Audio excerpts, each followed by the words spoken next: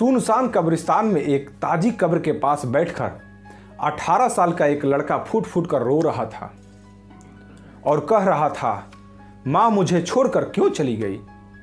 तुम्हें तो पता है मैं तुमसे कितना प्यार करता हूँ। अब मैं कैसे जीऊँगा तुम्हारे बिना? तुमने बहुत दुख झेले हैं माँ, और मैं तुम्हें कोई सुख नहीं दे पाया।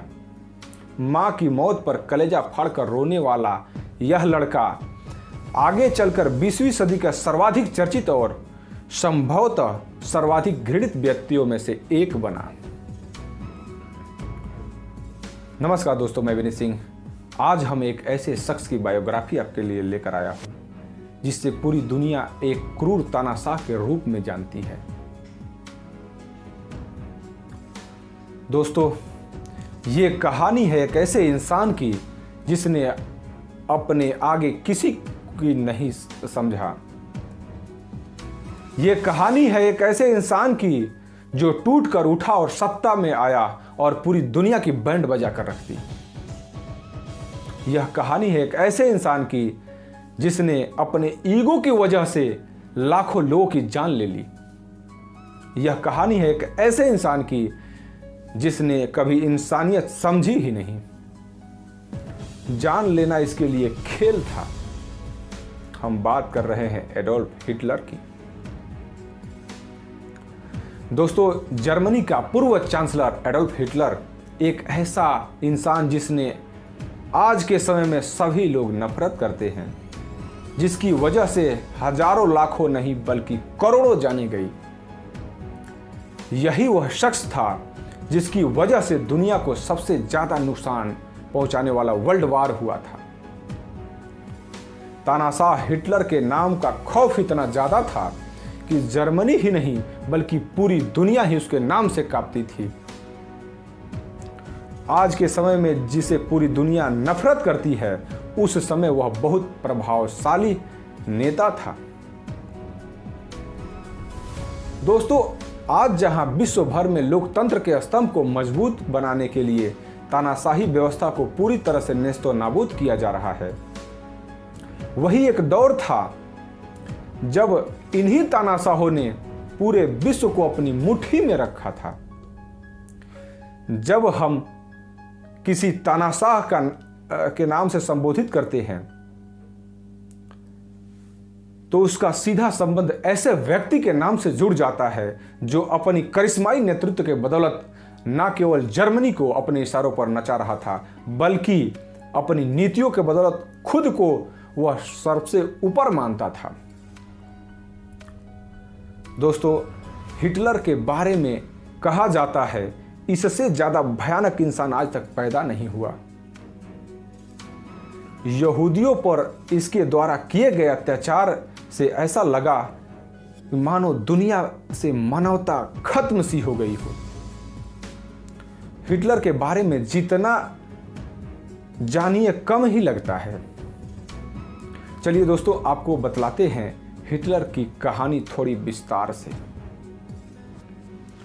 दोस्तों, 20वीं सदी के सर्वाधिक चर्चित और संभवतः सर्वाधिक घृणित व्यक्तियों में से एक नाजी तानाशाह एडोल्फ हिटलर का जन्म 20 अप्रैल 1989 ईस्वी को ऑस्ट्रिया में हुआ था। उसकी प्रारंभिक शिक्षा लिंज नामक स्थान पर हुई थी। उनके पिता के मृत्यु के पश्चात 17 वर्ष की आयु में वियना चले गए थे। कला विद्यालय में असफल होने पर वे पोस्टकार्ड पर अपना चित्र बनाकर अपना निर्वाहन करने लगे। यही वह समय था जब हिटलर साम्यवादियों और यहूदियों से घृणा करने लगे। यह दौर विश्व युद्ध का दौर था, जब हिटलर सभी कामों को छोड़कर सेना में भर्ती हो गए और कई लड़ाइयों में भाग लिया। 1918 में जर्मनी की पराजय के बाद 1919 में हिटलर ने सेना छोड़ दी। वह national socialist arbeiter party Nazi party का गठन कर डाला।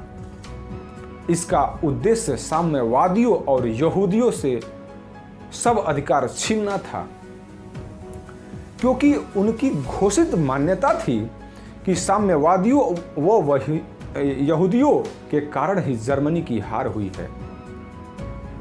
जर्मनी की हार को लेकर हिटलर के अंदर जो नफरत की भावना थी वो हजारों जर्मन वासियों की भावना से मेल खाती थी। यही वजह है कि नाजी पार्टी के सदस्यों में देश प्रेम कूट कूट कर भरा था। उन्होंने स्वास्तिक को अपने दल का चिन्ह बनाया, जो कि हिंदुओं का शुभ चिन्ह है। हिटलर ने अपनी आत्मकथा में लिखा है कि आर्य जाति सभी जातियों में सर्वश्रेष्ठ है और जर्मन के लोग आर्य जाति के हैं। दोस्तों, हिटलर ने समाचार पत्रों के द्वारा अपने दल के सिद्धांतों का प्रचार जनता में किया। भूरे रंग की पोशाक पहनने सैनिकों की टुकड़ी तैयार की। 1923 में हिटलर ने जर्मन सरकार को उखाड़ फेंकने का प्रयत्न तो किया, लेकिन इसमें कामयाब नहीं हो पाया। 20 फरवरी 1924 को हिटलर पर राष्ट्रद्रोह का मुकदमा चलाया गया और 5 साल के कैद की सजा सुनाई गई। वैसे तो 13 महीने में ही हिटलर को छोड़ दिया गया। जर्मनी की आर्थिक स्थिति खराब होने के कारण जब नाजी दल के नेता हिटलर ने अपने ओजस्वी भाषणों में उसे सब कुछ ठीक करने का आश्वासन दिया, तो अनेक जर्मन इस दल के सदस्य हो गए। हिटलर ने भूमि सुधार करने, वर्साय संधि को समाप्त करने और एक विशाल जर्मन साम्राज्य की स्थापना का लक्ष्य जनता के सामने रखा, जिससे जर्मन लोग सुख से रह सके। 1933 में चांसलर बनते ही हिटलर ने जर्मन संसद को भंग कर दिया। साम्यवादी दल का गैर कानूनी घोषित कर दिया और राष्ट्र को स्वावलंबी बनने के लिए ललकारा। हिटलर ने जोजेफ को अपना प्रचार मंत्री नियुक्त किया। दोस्तों, नाजी दल के विरोधी व्यक्तियों को जेलखाने में डाल दिया गया। कार्यकारिणी और कानून बनाने की सारी शक्तियां हिटलर ने अपने हाथों में ले ली। 1934 में उसने अपने को सर्वोच्च न्यायाधीश घोषित कर दिया। उसी वर्ष हिंडनबर्ग की मृत्यु के पश्चात वो राष्ट्रपति भी बन बैठा। दोस्तों, नाजी दल का आतंक जनजीवन के प्रत्येक क्षेत्र में छा गया। 1933 से 1938 तक लाखों यहूदियों की हत्या कर दी गई। 1933 में जर्मनी की सत्ता पर जब एडोल्फ हिटलर काबिज हुआ था, तो उसने वहां एक नस्लवादी साम्राज्य की स्थापना की थी। उसके साम्राज्य में यहूदियों को सब ह्यूमन करार दिया गया और उन्हें इंसानी नस्ल का हिस्सा नहीं माना गया। यहूदियों के प्रति हिटलर की इतनी नफरत का नतीजा नरसंहार के रूप में सामने आया। यानी समूचे यहूदियों को जड़ से खत्म करने की सोची समझी और योजनाबद्ध कोशिश होलोकास्ट इतिहास का वो नरसंहार था दोस्तों, जिसमें 6 साल में तकरीबन 60 लाख यहूदियों की हत्या कर दी गई थी। इनमें 15 लाख तो सिर्फ बच्चे ही थे। दोस्तों, न्यूयॉर्क में राष्ट्रपति के आदेश का पूर्ण रूप से पालन करने की भावना भर दी गई और जर्मन जाति का भाग्य सुधारने के लिए सारी शक्ति हिटलर अपने हाथों में ले लिया। हिटलर ने 1933 में राष्ट्रसंघ को छोड़कर और भावी युद्ध को ध्यान में रखकर जर्मन के सैन्य शक्ति को बढ़ाने का प्रारंभ कर दिया। प्रायः सारी जर्मन जाति को सैनिक प्रशिक्षण दिया गया। 1934 में जर्मनी और पोलैंड के बीच एक दूसरे पर आक्रमण न करने की संधि हुई।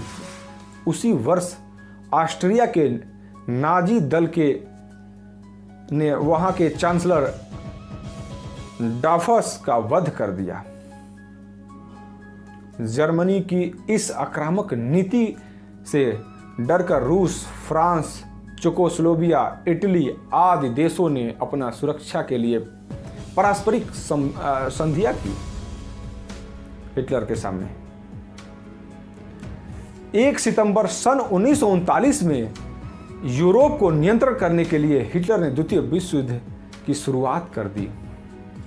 वे पूरे ब्रिटेन में अपना अधिकार जमाना चाहते थे। इसके लिए कई राज्यों से उन्होंने संधि भी की और कई राज्यों को अपने बस में कर लिया। युद्ध से पहले उन्होंने सन 1937 में इटली से संधि की और उसके बाद ऑस्ट्रिया पर अपना अधिकार जमा लिया। फिर हिटलर ने रूस से संधि की और पोलैंड के पूर्वी भाग को रूस के नाम कर दिया और धीरे धीरे पश्चिमी भाग पर भी अपना अधिकार कर लिया।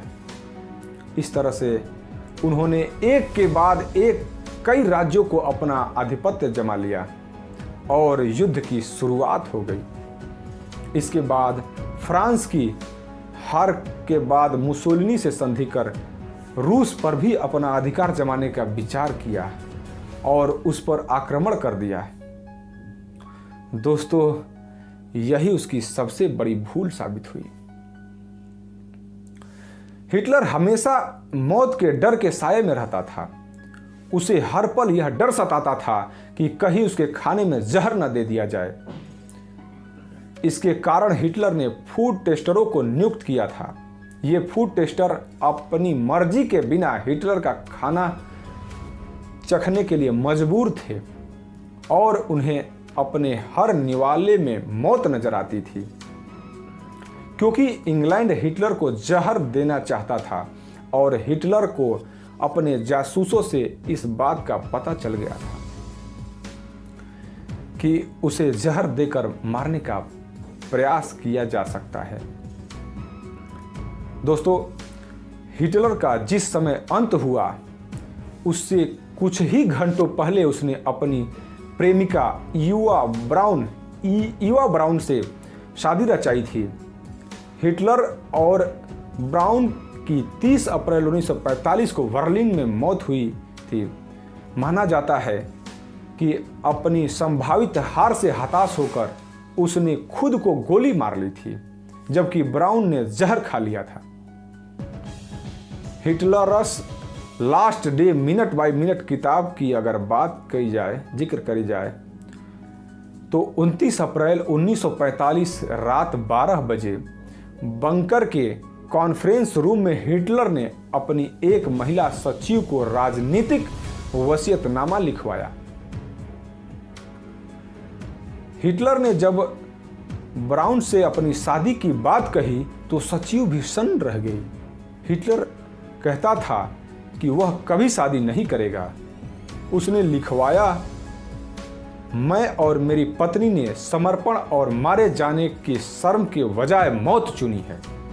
यह हमारी इच्छा है कि हमारे शव को तुरंत जला दिया जाए। इसके बाद कुछ देर बाद हिटलर ने अपने साथियों को लंबा भाषण दिया और धोखे, नाकामी और भ्रष्टाचार को लेकर फटकार लगाई। देर रात शादी की सारी रस्में पूरी हुई, जिसके बाद वरिष्ठ अधिकारियों ने चाय पार्टी दी, लेकिन हिटलर का दिमाग तो युद्ध की लगातार बिगड़ती स्थिति में उलझा था। 5 बजे भोर में वह और ब्राउन अपने अपने कमरे में चले गए। बाहर रूस की भयानक बमबारी जारी थी। रूसी सेना हिटलर के बंकर के कुछ 100 कदमों की दूरी तक पहुंच चुकी थी।